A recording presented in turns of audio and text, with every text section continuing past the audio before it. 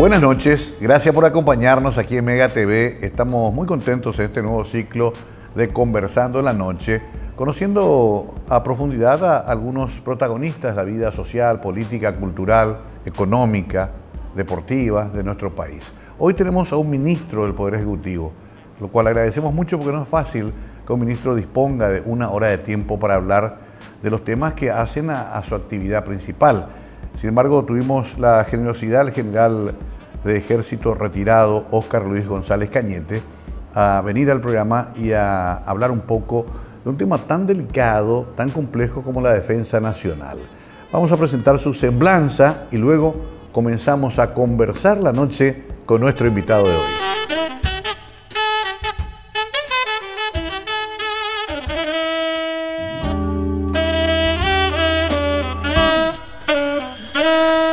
General de Ejército retirado Óscar Luis González Cañete, ministro de Defensa Nacional. De profesión militar, abogado y administrador de empresas, nació el 22 de julio de 1961 en la ciudad de Yegros, departamento de Caazapá.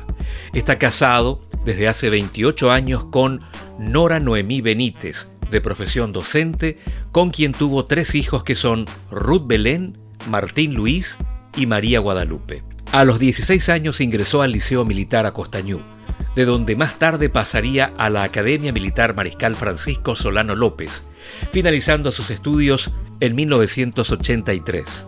Más tarde, y siguiendo con su formación militar, haría los cursos de paracaidismo militar, cursó estudios en la Escuela de Perfeccionamiento de Oficiales del Ejército, estudios sobre planeamiento sobre operaciones contraterroristas, especialización en la Escuela de Comando y Estado Mayor del Ejército, didáctica superior universitaria en el Comando de Institutos Militares del Ejército y magíster en Planificación y Conducción Estratégica Nacional en el Instituto de Altos Estudios Estratégicos IAE.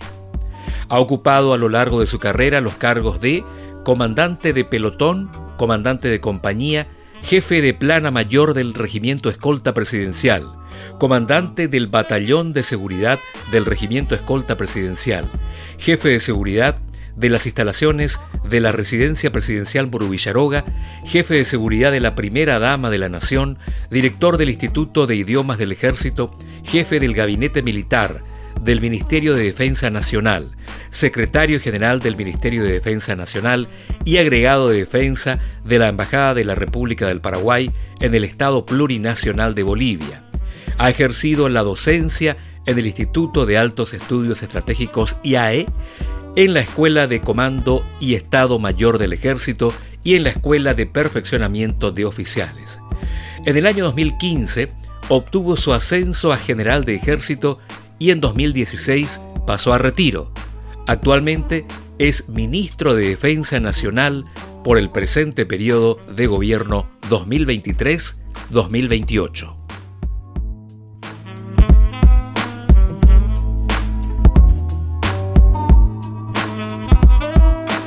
Bueno, estimado general González Cañete, gracias por venir. ¿Cómo está usted? Buenas noches, Mario. Antes que nada, muy agradecido por la oportunidad que me estás dando para hablar un poco con la gente. ¿Qué es el ministro de Defensa en un país? A ver, repasemos, como eso que comienzan a estudiar del inicio a través de la elección. ¿Qué función esencial o cuáles son las funciones principales de un ministro de Defensa? Sí, es la puesta en marcha de la política de defensa, que la política de defensa es mayormente diseñada por el Consejo Nacional de Defensa, que es un organismo dependiente directamente del presidente de la República, y el ministro de Defensa, por supuesto, en coordinación estrecha con el CODENA, por sus siglas, ¿verdad? Sí. Es el encargado de la aplicación de la política de defensa y siempre respetando la línea del presidente de la República y comandante en jefe de las Fuerzas Armadas de la Nación. ¿El ministro de Defensa está o no en la línea de mando de las Fuerzas Armadas? No, no está en la cadena de mandos. No. Es una cuestión, a mi criterio, constitucional. Sí. Y bueno, pero eso no impide o no debería de impedir que el ministro de Defensa sea útil para las Fuerzas Armadas, claro, sea útil para la defensa nacional. De hecho, usted es parte de las Fuerzas Armadas, ha hecho toda su carrera, formación desde el Liceo Militar hasta ahora, o sea, es sí, un hombre de ese ámbito, digamos. Sí, yo me siento muy a gusto porque la verdad que los comandantes, actuales y muchísimos oficiales. A ellos les conozco bien, ellos me conocen y trabajamos armónicamente y sobre todo visando siempre la misión constitucional de las Fuerzas Armadas. El Paraguay tiene, obviamente, resguardo de sus fronteras con presencia de las Fuerzas Armadas. ¿Eso también está vinculado al Ministerio? Sí, bueno, todo lo que haga referencia a las Fuerzas Armadas está vinculada al Ministerio de Defensa, porque el Ministerio de Defensa es el encargado de la puesta en marcha de la política de defensa, ¿verdad? Y la verdad que las Fuerzas Armadas como tal, si bien es cierto que el Ministro de Defensa no forma parte de la cadena de mando, sin embargo, prácticamente todo va canalizado por el Ministerio de Defensa. ¿Qué ocurre con un Ministerio de Defensa en el cual tenemos un país que no tiene posibilidades de guerra? Esa es un poco la gran discusión siempre. Incluso ahora, después vamos a hablar más tarde del tema de los aviones tucanos famosos. ¿Para qué, dicen algunos, si nosotros hasta inclusive por Constitución renunciamos a la guerra? Pero eso no quiere decir que no tengamos que tener una política de defensa, ¿no? Por supuesto, absolutamente eso no impide tener una política de defensa. ¿Por qué? Hablando de la Constitución Nacional, Mario, sí. Efectivamente el Paraguay renuncia a la guerra, pero la segunda parte de ese mismo artículo dice se reserva el legítimo derecho a la defensa. Okay. O sea que es una responsabilidad de las Fuerzas Armadas y del Ministerio de Defensa de hacer todo lo posible para fortalecer la defensa nacional, porque es un mandato constitucional. Interesante esto. Paraguay no atacaría a países vecinos o no entraría en guerras internacionales, pero sí tendría que defenderse si se viera agredido. Por supuesto. Tiene la obligación, no solamente las Fuerzas Armadas, el Estado paraguayo tiene la obligación de defenderse por el mandato constitucional, como te dije. Claro, en ese sentido está lo otro, ¿no? Que me parece importante en este bloque de introducción. Vemos unas Fuerzas Armadas que, si bien han tenido cierta inversión, necesitan de mayor equipamiento, pero siempre está la disyuntiva: ¿invertimos no en armamento o invertimos en salud, en educación, en tantas necesidades? ¿Por qué un país debe invertir en su defensa? Sí, señor. La teoría del Estado, la teoría del manejo del Estado tiene dos principios básicos en cuanto a misión. La misión de un Estado se divide en dos. Uno, obtener la seguridad integral, y otro, el desarrollo nacional. Más que misiones, son finalidades esenciales de cualquier Estado. Esos dos aspectos, Mario, tienen que estar equilibrados. Si una nación pretende el desarrollo pleno, tiene que invertir en su defensa y seguridad. De lo contrario, no va a poder llegar a ese desarrollo. Interesante, porque algunos países que uno ve con mucha atención, como Brasil, que es una potencia, o Chile y compañía, Perú mismo, tienen esquemas de defensa muy sólidos, ¿no? Sí, así mismo. Han desarrollado mucho ese aspecto. Claro, siendo un poco desordenado, Mario, sí. Hablaste del tema de los aviones. Sí. Sea cual fuese, lo que decida el gobierno, ¿verdad? Sí. Lo que desde la defensa nacional nosotros manejamos y estamos convencidos de que, teniendo un espacio, un espacio aéreo seguro, vamos a tener una imagen país mucho mejor. Eso va a atraer a la inversión, ya sea interna como la inversión extranjera, porque la gente cree, vamos a traer el capital extranjero. Sin embargo, el capital extranjero, si ve que el capital interior de un país no invierte, no va a venir tampoco acá. O sea que un cielo, entre comillas, cielo seguro, hace que el inversionista también se sienta seguro, porque... ¿Se considera también eso? Claro, ¿por qué? Porque ¿qué es lo que más afecta al comercio? ¿Qué es más lo que afecta a la inversión? La corrupción, las cosas irregulares. Y si nosotros tenemos aseguradas nuestras fronteras terrestres, fluviales y del espacio aéreo, vamos a hacer que nuestra economía vaya hacia arriba. Lo que estuve leyendo, y también a otra gente que entiende me señaló, es que si se van a comprar estos aviones también hay que comprar un sistema de radar de uso ya para fuerzas de seguridad. No es el mismo radar que usamos para los vuelos comerciales, por ejemplo. El problema de esto último que ocurrió, Mario, sí, es que se quitó un poco de contexto. ¿Por qué? Porque ¿cuál fue la idea de presentar al señor presidente de los aviones, del avión Super Tucano? Es una conversación que se está teniendo con la empresa Embraer, y ellos quisieron traer un avión para mostrar, y bueno, eso se tomó en forma aislada, ¿verdad? Eso forma parte de todo un proyecto. Radares. El Paraguay es el único país que no tiene cobertura de radares en toda la región. Sí.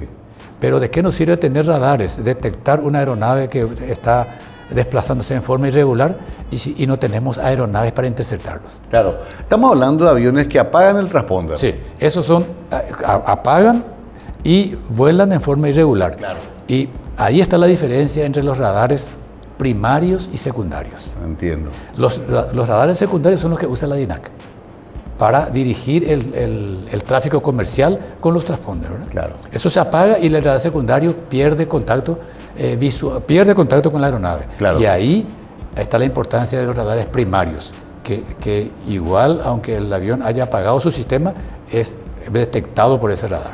Claro.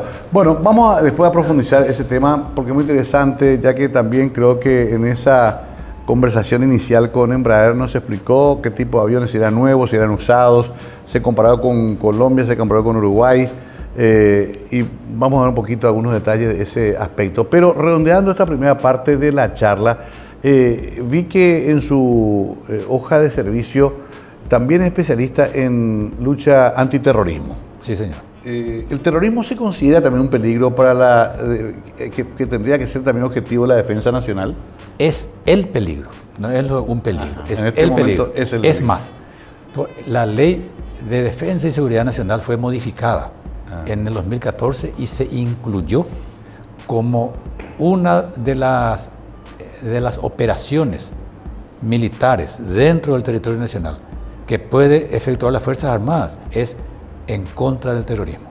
O sea, esa guerra tradicional que venía un país con su ejército, planteaba una disputa, declaraba guerra, hoy se diluyó en grupos que pueden estar actuando clandestinamente. Sí, son las nuevas amenazas, Mario. En forma genérica se las llama las nuevas amenazas, que básicamente se originan en el crimen organizado. Claro. Esas son nuestras reales amenazas. Pero ¿qué tiene que ver las Fuerzas Armadas con el crimen organizado? Esa es una cuestión de la policía, se pregunta la gente, sí, ¿verdad? Sin embargo, si un grupo terrorista o un grupo criminal está poniendo en entredicho el poder soberano del Estado paraguayo dentro del territorio nacional, esa situación es una cuestión de defensa nacional. Claro, y de soberanía también. Y justamente porque es de soberanía. Claro, interesante. Vamos a ir ahondando también ese tema. Vamos entrando en tema con nuestro invitado ministro de Defensa Nacional, el general Óscar González Cañete. Es interesante entender estos conceptos. Después podemos cada uno tener nuestras propias opiniones, pero es muy bueno enmarcarlo dentro de las funciones institucionales de un ministerio tan importante como Ministerio de Defensa. Ya volvemos con más de Conversando en la Noche. Esto está comenzando. Gracias por acompañarnos. Seguimos en un par de minutos.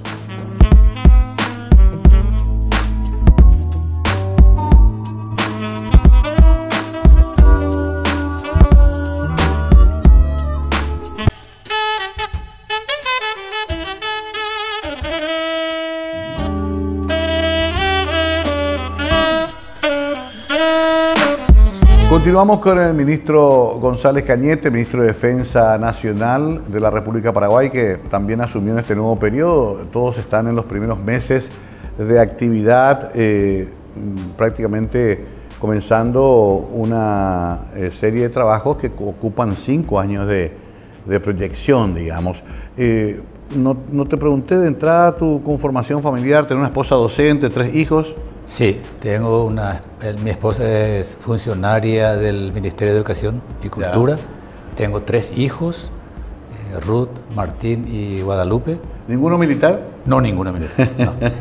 Bueno, está bien. ¿Nietos todavía no? No, todavía. Bueno, un hombre joven, el ministro, pero de todas maneras con mucha experiencia. Decíamos la experiencia en formación de lucha contra el terrorismo, pero también casi 10 años de servicio en el batallón escolta presidencial. Sí, en diferentes gobiernos. Sí, esto es interesante porque la protección de los presidentes del Paraguay está a cargo del batallón escolta. El regimiento escolta. El regimiento escolta, antes decíamos batallón. Sí, regimiento escolta presidencial. Existe un decreto del Poder Ejecutivo por el cual se le asigna la misión de proteger al presidente de la República al regimiento escolta presidencial y a los presidentes de países amigos que llegan al Paraguay. Ah, también. Sí, también. Entiendo. Sí, obviamente es una función muy delicada y de altísimo nivel técnico y de seguridad y sobre todo de discreción, ¿no? Sí. El regimiento escolta presidencial no puede estar guiándose por cuestiones ni siquiera políticas, tiene que ser muy técnico, ¿no? Sí, y la prueba es que de eso es que yo estuve con varios presidentes y de ninguna manera el regimiento puede estar contaminado con cuestiones políticas y sí se necesita un perfil muy especial para que el oficial se mantenga dentro del regimiento escolta presidencial. Claro. Y uno de los factores es la discreción, sí, el profesionalismo y, ¿por qué no?, un espíritu de sacrificio también grande, porque el servicio es continuo, es largo a veces. El oficial y el suboficial tiene que desplazarse al interior del país para cubrir un servicio presidencial. Y la verdad que es una unidad muy atractiva. Yo estuve muy a gusto, estuve 10 años, pero en diferentes periodos. ¿El regimiento tiene una unidad dentro de Murucuyaroga? Sí, existe hoy una compañía de seguridad de instalaciones, ya, y después están los oficiales y suboficiales que conforman lo que se llama el primer anillo de seguridad. Ya, te tocó muy joven la caída de Stroessner de la dictadura y prácticamente atravesaste ya después toda tu carrera de teniente primero en adelante en democracia. Sí.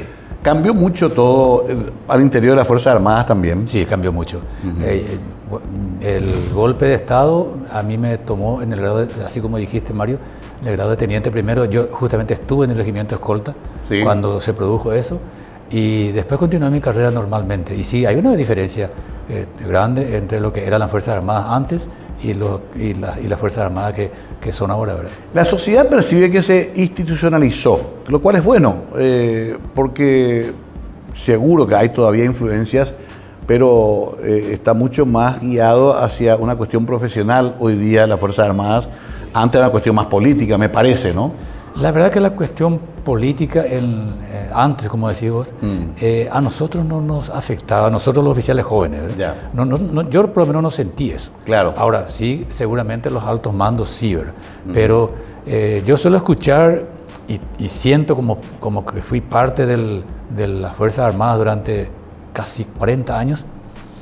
Siento que las Fuerzas Armadas son una de las instituciones que más rápido se adecuó a la democracia. Nosotros rápidamente, sí, entendimos cuál era nuestro papel dentro de la estructura del Estado. Eso es hasta llamativo. A nosotros los civiles nos sorprendió. Sí. Incluso hubo unos famosos diálogos cívico-militares, sí, ¿se acordará usted? Sí. En los cuales algunos pensadores del ámbito político se reunían con los generales, sí, de la época para ver cómo hacer esa transición. Sí. Y ocurrió de una manera no traumática, porque también usted se acordará que se creía que el Paraguay con el fin de la dictadura hasta podía entrar a una guerra civil. Sí. Algo, sí, que gracias a Dios no ocurrió, ¿no? Y ese concepto, Mario, de la gente nos perjudicó muchísimo porque la gente, entre comillas, nos tuvo miedo. Sí. ¿Y qué pasó con eso?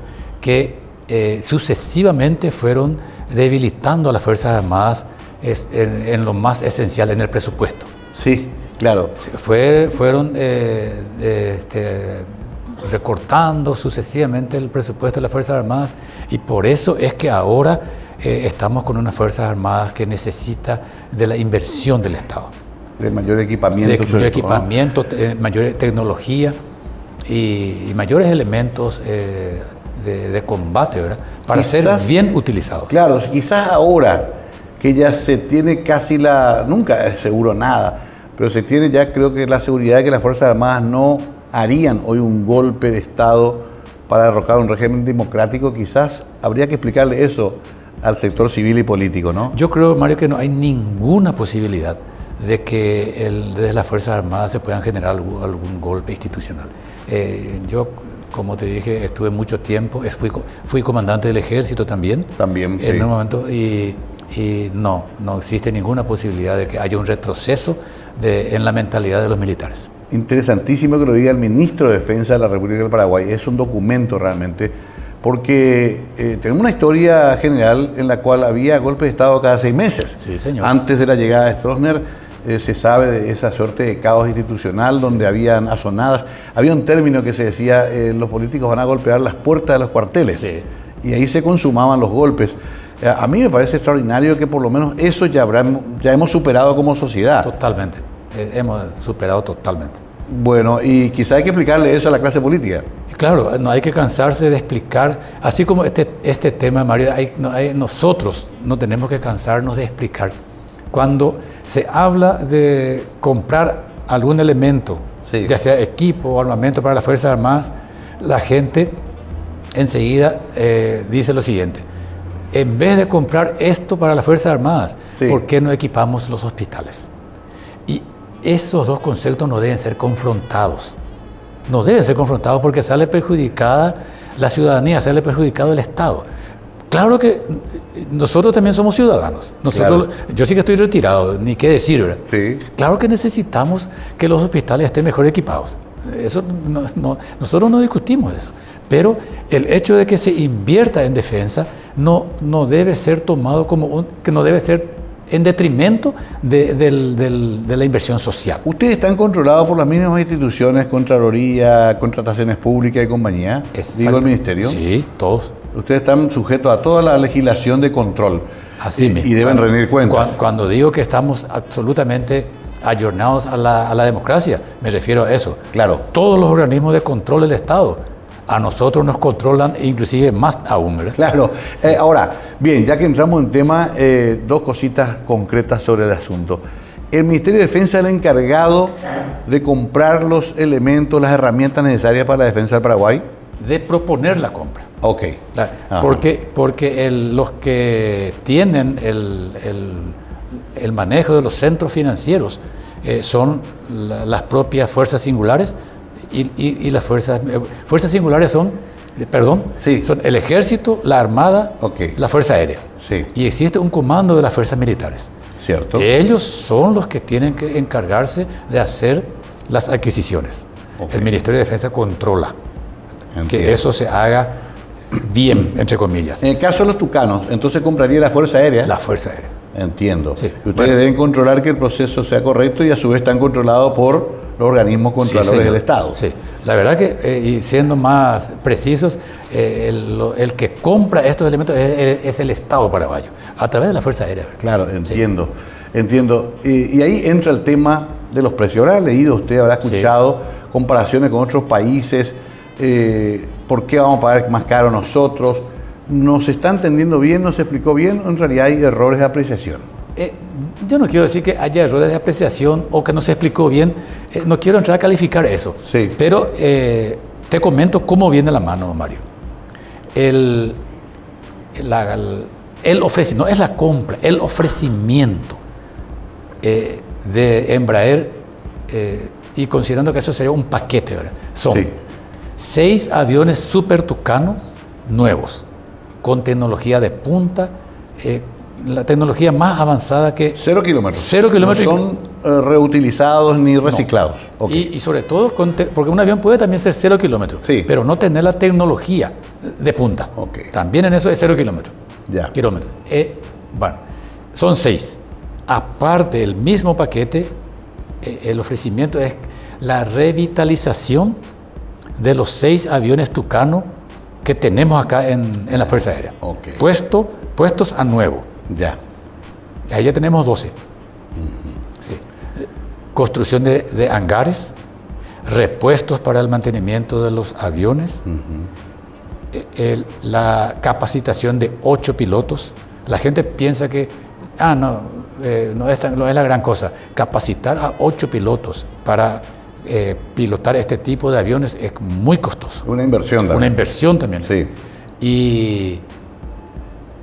Y y por supuesto la transferencia tecnológica, ellos y sobre todo el apoyo en cuanto a la tecnología y a los medios humanos capaces de hacer que los aviones estén bien mantenidos. Claro.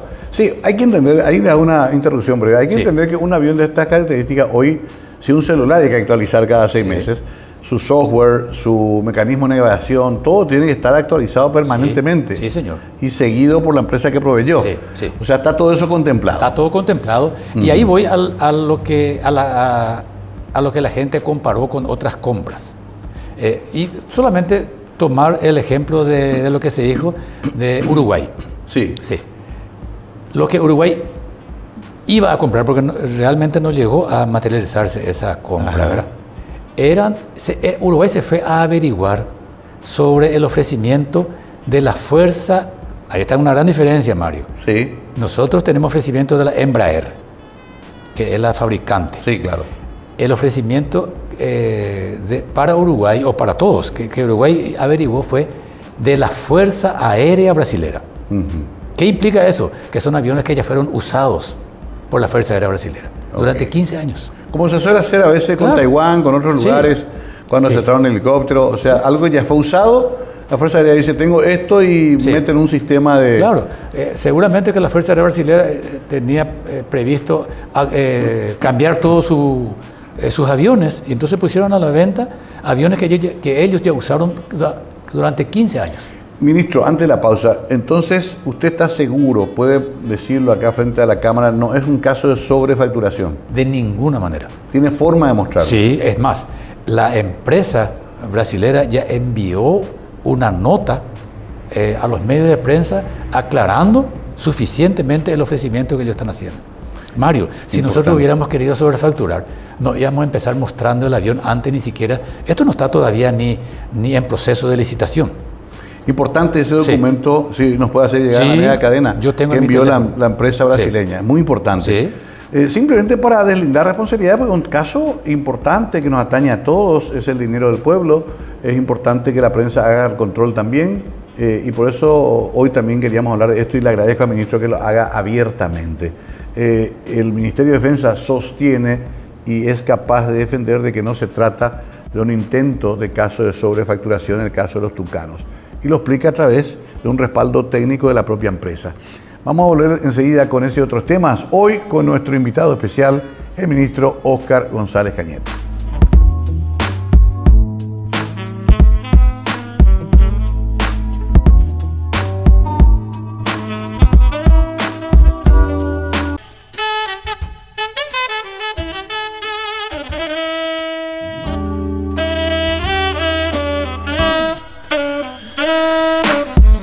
Seguimos hablando con nuestro invitado hoy, el general Óscar González, un hombre de mucha experiencia, 40 años en el ejército y ahora ministro de Defensa.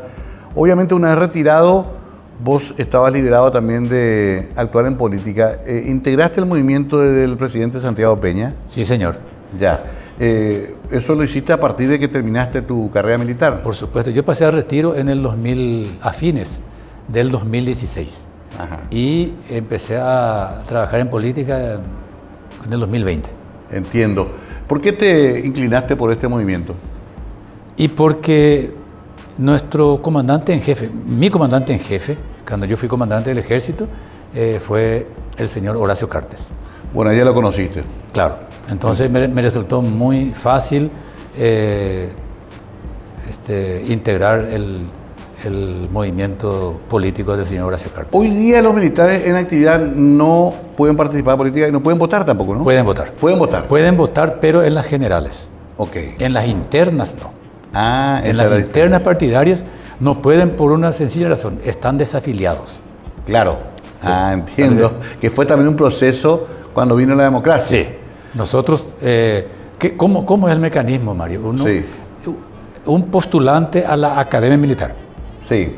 Rinde su examen físico, intelectual, y cuando el proceso determina que sí, él pasó todo y va a entrar como cadete, ahí tiene que presentar su certificado de desafiliación del partido político al que esté afiliado, o si nunca luego se afilió, entonces presenta el certificado de no estar afiliado a ningún partido político. Qué curioso, ¿no? Porque antes esa era al revés. Al revés, claro. Eso le iba a decir.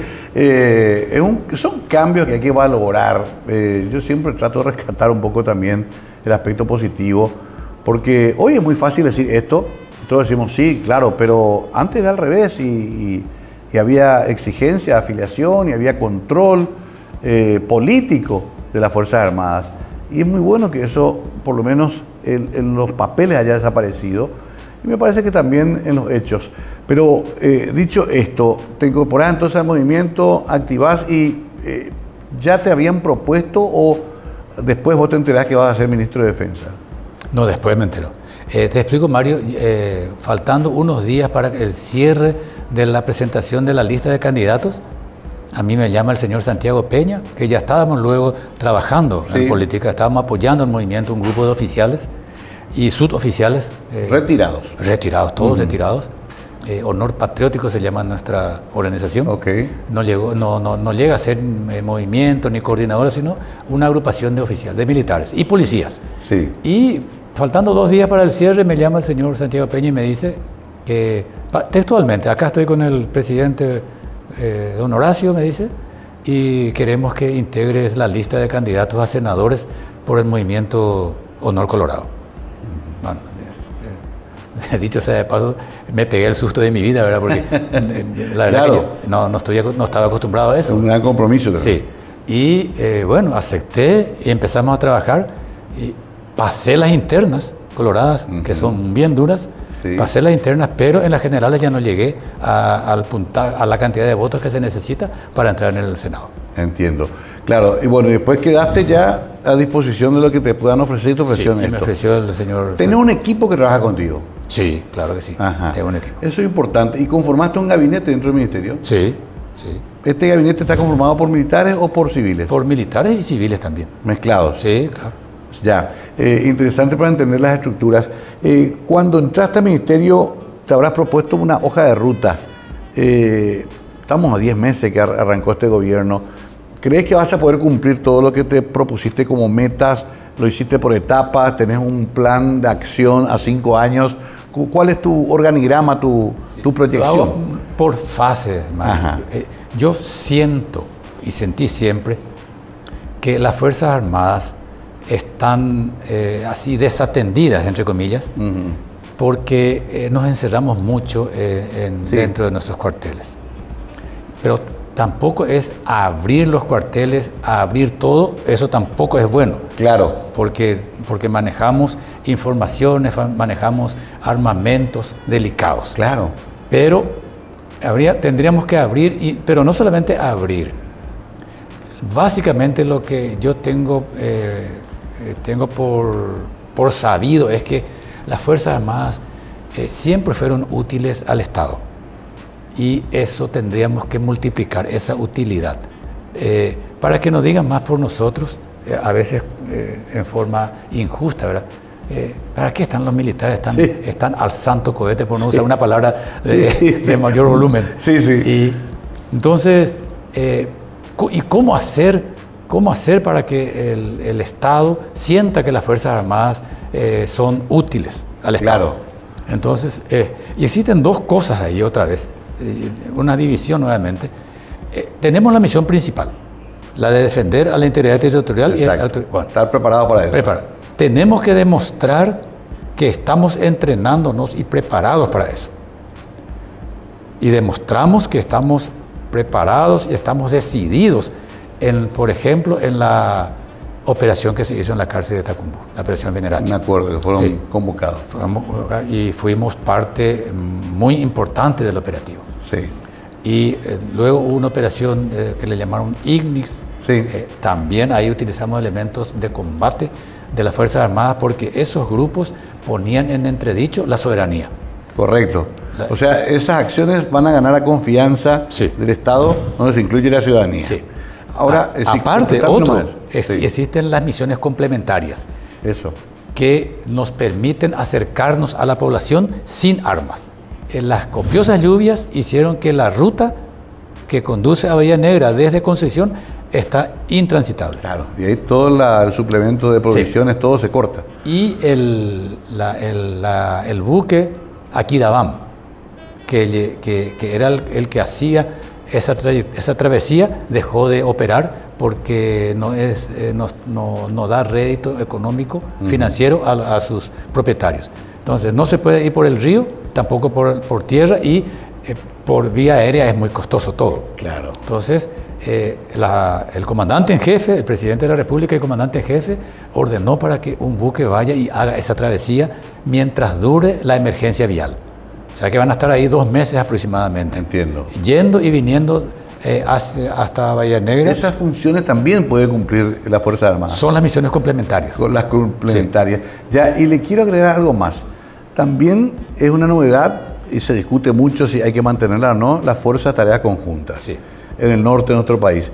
Este gobierno al final decidió permanecer dentro de esa estructura. Sí, y yo te voy a justificar, Mario, por qué. Ajá. Cuando empezaron las operaciones de este grupo criminal, por supuesto ellos tienen el adoctrinamiento de las fuerzas irregulares, de las bandas irregulares. Tenían objetivos, que ellos llaman objetivos estratégicos, ¿verdad? Tomar el poder por la fuerza, tener células terroristas en todo el país. Sí. Y, de hecho lo dicen explícitamente. Sí. Y aumentar la cantidad de personas que integren su grupo. Ir reclutando creo que, no estoy seguro, a 100, algo así, por cada 6 meses. No tomaron el poder por la fuerza, no pudieron extenderse por todo el país. Otro detalle, otra misión era la de urbanizar sus actos terroristas. Sí. Que eso sí iba a ser un problema bien serio para nosotros. Claro. Imagínense que hayan tenido capacidad para instalar una bomba en un shopping. Claro, ya sea acá o en una cabecera departamental. Claro.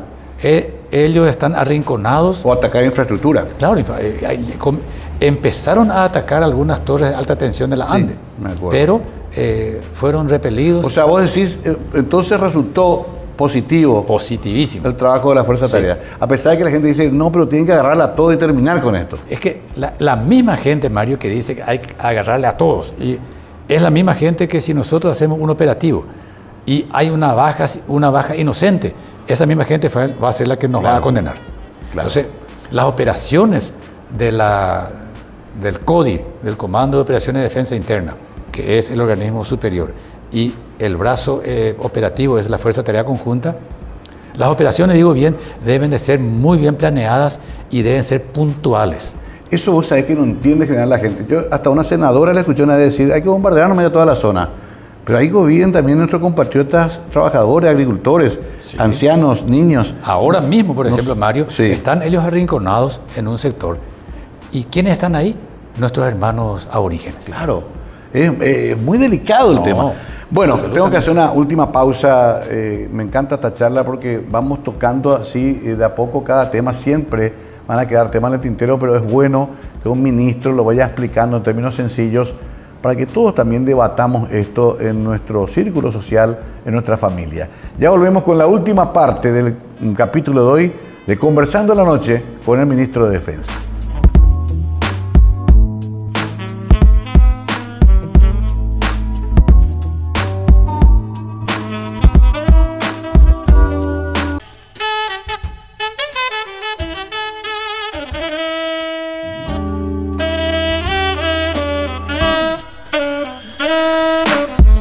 Última parte de esta charla muy interesante con el ministro de Defensa, decíamos antes de la pausa, para ir entendiendo algunos aspectos. Obviamente no vamos a poder abarcar todos. Me quedé con algo que no le dije, ministro, el tema de la corrupción, sobre todo en pasos fronterizos, tema contrabando, a veces aparece un elemento de las Fuerzas Armadas, el que tiene que cuidar a veces participa de la comisión del ilícito.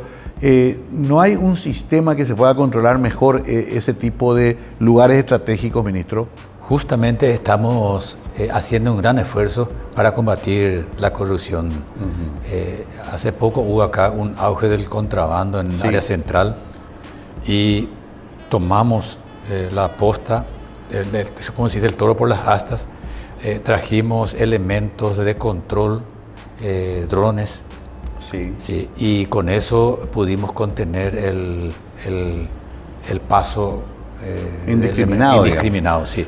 Y no tenemos la tecnología, ese otro problema de la falta de fortalecimiento de la Fuerza Armada, ¿verdad? Si hubiéramos tenido elementos de tecnología avanzada y mayores medios también para controlar, lo hubiéramos hecho mejor. Pero eso para mí por lo menos no es pretexto. La deshonestidad del militar, claro, absolutamente no es inconcebible, por la formación misma que tenemos, y no podemos nosotros nuestra carrera echar por el suelo por un hecho de corrupción. Eso es inadmisible. Ya se va a seguir trabajando sobre ese aspecto. Se va a seguir trabajando e incrementando los medios y las acciones para evitar eso. El terrorismo hablábamos antes, pero también está muy vinculado hoy al narcotráfico. Vastas zonas del norte tienen ese problema. Hace poco un atentado con bomba en plena ruta, parece que estaba dirigido justamente a las Fuerzas de Tarea Conjunta, afectó a un grupo de contrabandistas de marihuana. Sí. Tuvimos situaciones en la frontera entre Concepción y Amambay. Toda esa zona norte es muy permeable además. Sí, señor. Falta también ahí una mayor presencia militar. Sí, y ahí está la justificativa de la presencia de la Fuerza de Tarea Conjunta, Mario, porque nosotros estamos haciendo un intenso trabajo, porque el narcotráfico es un delito, un crimen conexo al terrorismo, por ejemplo. Entonces, no se puede decir vamos a combatir al terrorismo y solamente al terrorista. Claro. Y le vemos que un narcotraficante está ahí haciendo su hecho criminal y nosotros no le vamos a hacer caso, ¿verdad? Igual estamos combatiendo a ellos. Y efectivamente el explosivo que pusieron en el camino, la hipótesis que maneja el Comando de Operaciones de Defensa Interna era que el objetivo eran o personal militar o policial o de la Fiscalía. Directamente. ¿Y nuestro Chaco, nuestro glorioso Chaco, cómo está, ministro? Y bastante desde el punto de vista de la defensa. Y hay que ser muy sincero, yo quiero hablar con el libro abierto. Tenemos muchísimas necesidades para fortalecer el control de nuestra frontera en el Chaco. Sí, le decía esto porque hace una semana, usted habrá leído también, a 80 kilómetros de la frontera con Bolivia, un hangar, un avión, 10 personas. Qué difícil saber dónde están todos, siendo tan inmenso ese territorio. Inmenso, sí. Nosotros fuimos consultados cuando eso, sí. Porque ¿en qué marco, Mario? Nosotros estamos, cuando digo nosotros, los ministros encargados de la defensa y seguridad, estamos siempre conversando. Tenemos reuniones de coordinación y en ese marco yo estuve en contacto con el ministro del Interior, con el comandante de la Policía Nacional, y para que la unidad militar cercana apoye a la Policía Nacional, claro, en lo que corresponda. Por supuesto que para que la 5ª División de Infantería, que es la que está en esa zona, apoye a la Policía Nacional usando elementos de combate. Ahí sí ya se necesita la orden del presidente de la República. Directamente. Pero un apoyo logístico, claro, vale. Justamente yo recibí esta mañana un reporte, una información del comandante de la 5ª División de Infantería, que decía que le dieron un auxilio a un personal policial, así como dijiste, Mario, un lugar tan grande, tan amplio. Al personal tuvo problemas con su vehículo. Claro. Y fueron los militares a rescatarles y ya el personal policial ya necesitó un tratamiento porque estaba empezando un proceso de deshidratación. ¡Qué bárbaro! Entonces, ese apoyo logístico que las Fuerzas Armadas dan a todas las instituciones del Estado, en este caso a la Policía Nacional, es real. Entiendo, pero necesitamos también ahí equiparnos más. en todas partes Sí. necesitamos equiparnos más, necesitamos tener mejor tecnología, mejor inversión en entrenamiento. La gente cree que entrenar a un militar o a un policía es fácil, Sí. es muy costoso, Mario. Para que sea profesional. Para que sean profesionales. Claro.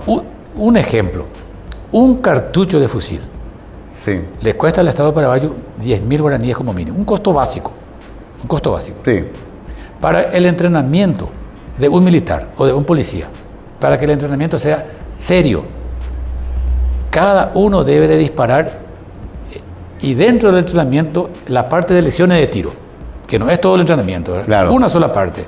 Mínimo tiene que disparar 100 cartuchos. Claro. Hagan el cálculo. 100 por 10.000. Sí, 100 por 10.000 per cápita. Por cabeza. Sí. No, por eso, es una inversión onerosa pero necesaria. Me hizo acordar de Dimabel también, general. Se nos enciman los temas, pero quiero aprovechar que está usted acá. ¿Cómo está esa investigación interna de Dimabel después de los hechos ocurridos? Sí, estamos en un proceso de que todo se aclare en cuanto al proceso de tanto de autorización para la compra de armamentos, que ahora está suspendida. Sí. Está suspendido Municiones. ese proceso por el señor presidente de la República. Ajá. Primero vamos a poner la casa en orden. Está ahí un nuevo comandante que es una persona íntegra, el general Melanio Servín, y él está haciendo un esfuerzo grande por clarificar todo eso, para transparentar todo. Claro, porque es inaudito que una institución como Dimabel se preste nada menos que a proveer armas al sector que pueda atacar Sí. a las fuerzas regulares. Sí, señor. Porque esas armas se van a Brasil, donde sea, pero van a venir alguna vez acá, Claro. a la frontera, al narcotráfico, al terrorismo. Aparte, es un hecho criminal que afecta hasta al tejido social de la nación. Claro. O sea, ahí se está haciendo el trabajo. Se está haciendo un trabajo, yo estoy en contacto siempre. De hecho, están procesados los que fueron implicados y algunos están privados de libertad. Están detenidos. Ya quedaron ahí. Sí, señor. Una pena realmente porque afectó a oficiales en ejercicio, en actividad, y nos muestra lo permeable también que son todas las instituciones a la delincuencia, ¿no? Sí, Ninguna señor. está a salvo. No, por supuesto. Y hay que estar todo el tiempo controlando. Bueno, en general se me va completando el tiempo y me quedo pensando que tenés una tarea bastante grande. Sí. Hay que explicar cada proceso, hay que equipar a nuestras fuerzas de seguridad para proteger las fronteras y el país, pero también hay que entender que vas a depender de los presupuestos que te den cada año en el Parlamento. Sí, efectivamente. Otra cosa que hay que pensar siempre, y a veces no me deja dormir tan tranquilo, el empleo de las Fuerzas Armadas dentro del territorio nacional. Sí. Que se debe hacer cuando realmente se necesita, pero siempre respetando, por una parte, la doctrina y la naturaleza de empleo de las Fuerzas Armadas. Y eso es una parte. Y la otra parte, en el marco constitucional y legal. Hay, qué bárbaro, qué muchos temas tengo, porque la gente cuando hay asalto todo el día, vemos en televisión, nosotros mismos, es un drama, el que roba celular, el que ataca la despensa del barrio, le mataron a un pobre hombre viniendo del mercado de Abasto el otro día. Sí. La gente dice que salga las Fuerzas Armadas. El problema es que hasta por constitución esa no es la función. No es la función por constitución, por ley, y tampoco es la naturaleza va con la naturaleza de empleo de las Fuerzas Armadas. Claro.